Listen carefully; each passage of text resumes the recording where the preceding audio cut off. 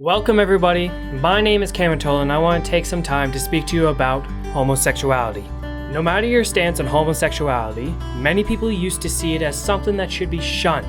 While the belief is slowly dying out as homosexuality became more commonly accepted around the world, many would be surprised to learn that homosexuality isn't some new concept thought of this century, and was actually encouraged by some old societies.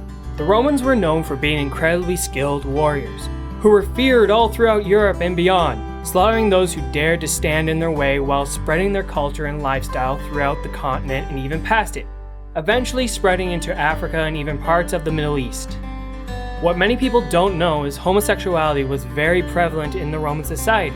Roman men were allowed to engage in such acts and not be judged for it, as long as they were the dominant one in the act. To be passive during this act was seen as a sickness, but it was viewed healthy for a man to be the dominant one. As such, slaves often held the passive role. Oddly enough, in the Roman military, they were required to withhold from sexual acts. But many instances were written down of Roman officers having male prostitutes, but also leaving descriptions of Roman soldiers raping other male enemies. Ancient Greek took a similar stance as the Romans. Your social status was not defined by your sexual preference, but on what position you were in during the act of intercourse. Thus, homosexual relations were allowed, but frowned upon depending on your role.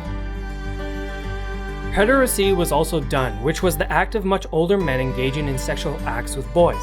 However, the term boy simply meant he couldn't grow a full beard on his face yet. So, they could have been of what modern law calls legal age, but still be called boys due to the lack of facial hair.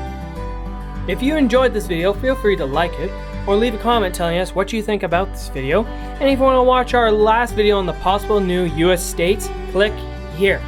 And if you want more Information Nation, feel free to subscribe here. And if you want to see more of what this guy is doing, then click over here.